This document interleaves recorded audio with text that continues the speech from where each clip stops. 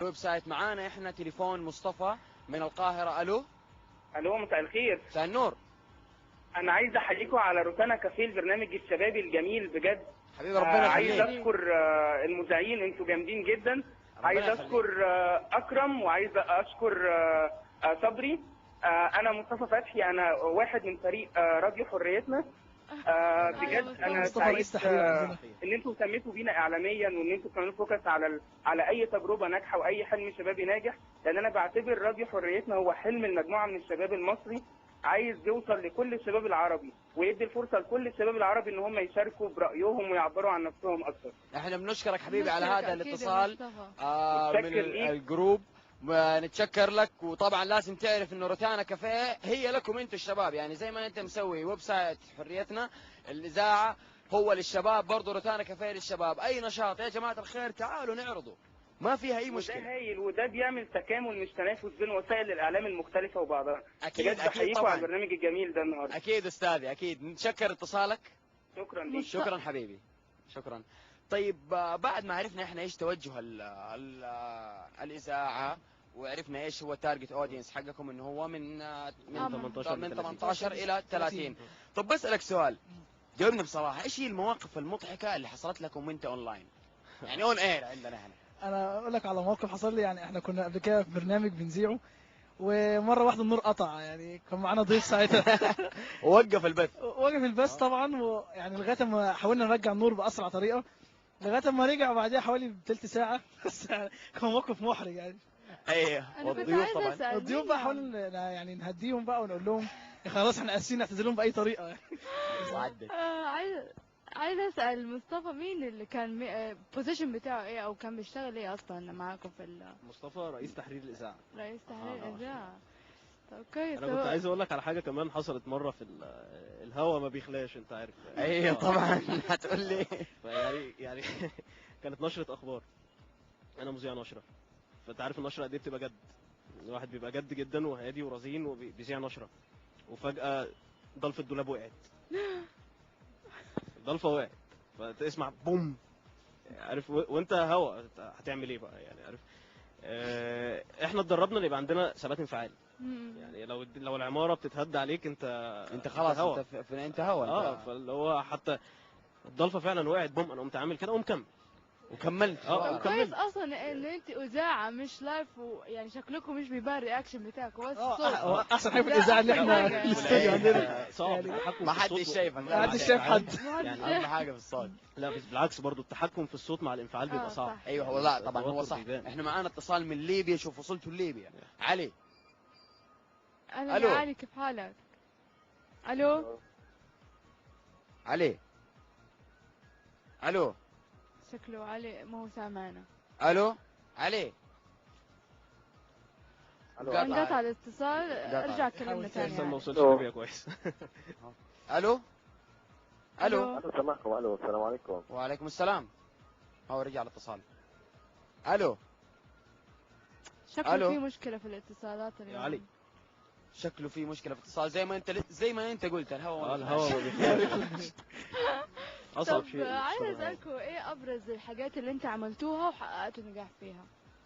يعني بصي، احنا اكتر حاجه، اكتر برنامج مثلا، او اكتر فقره انتوا عملتوها حسيتوا ان هي نجحت. حضرتك لينا مشاريع كتير قوي مع راديو حريتنا. احنا قدمنا اكتر من كذا مشروع ويعني نجح. كان عاملين مسابقه اللي هي حلم كتاب مع كل شاب، دي كانت مبادره من شباب راديو حريتنا. وكنا عاملين مسابقه اللي هي اكتب عن كتاب، يعني نحاول نعرض كتاب واشترك فيه معظم الشباب من الوطن العربي، ناس كتيره جدا، وفاز فيها 30 شاب من السعوديه وسوريا ومصر والكويت. وعملنا مسابقه اللي هي سنه اولى هوا لطلبه اعلام هنا في القاهره، اللي هم يحاولوا يقدموا فكره برنامج ويبقى يذيعوا البرنامج لاول مره. كانوا بيقدموا حلو والله الفكره. يعني انت بتدعم الشباب اللي بنحاول نعمل الشباب اللي بيدرسوا الماس كوميونيكيشن، بيدرسوا الاعلام، انك انت بتجيبهم تعبهم. عندنا كمان دلوقتي مشروع تاني، شباب في مهمه رئاسيه. تخيل نفسك رئيس جمهوريه بلدك.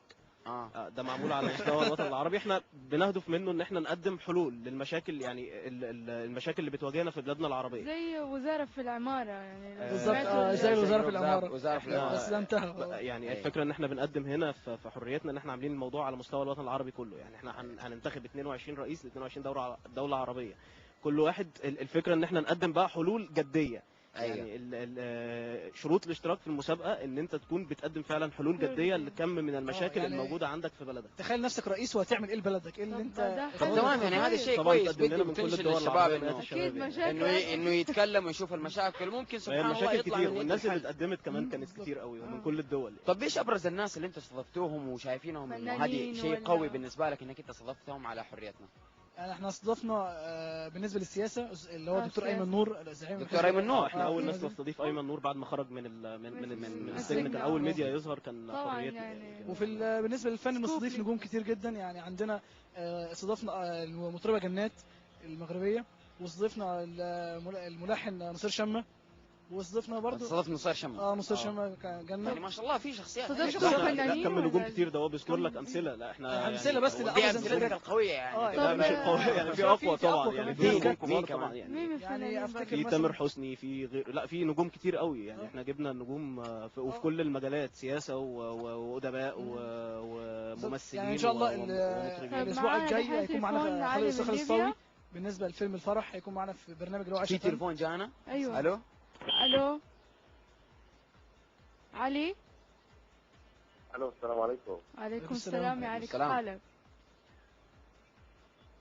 الو السلام عليكم. ايوه يا علي، ازيك علي؟ تمام هي؟ كيف حالك؟ الحمد لله تمام. علي صوتك علي. وطي صوت التلفزيون. يا هلا فيك، يا هلا فيك وفه ليبيا. كيف حالك؟ الله يبارك فيك، اخباركم تمام؟ تمام الحمد لله. نوري البرنامج حبيبي. ايش رايك انت في نقطة الويب سايت اللي عملوه انه يكون في راديو اونلاين للشباب؟ الو يا علي. الو ايوه يا علي سامعني؟ طب وطي صوت التلفزيون شوية يا علي. الو. طيب شكرا يا علي، ان شاء الله تجي. علي مصر يكلمنا بس. مشكلة ايوه مصر يكلمنا، لا بس ان شاء الله يكلمنا ثاني ويدينا وجهة نظره. طيب احنا بنشكركم طبعا على الاستضافات الحلوة اللي انتم قلتوها والكلام الحلو اللي انتم قلتوه، وان شاء الله بالتوفيق وبالنجاح وللامام باذن الله. طبعا احب انوه لجميع الشباب اللي قاعدين يتفرجوا علينا، حريتنا .com www.حريتنا.com.net I'm sorry guys .net.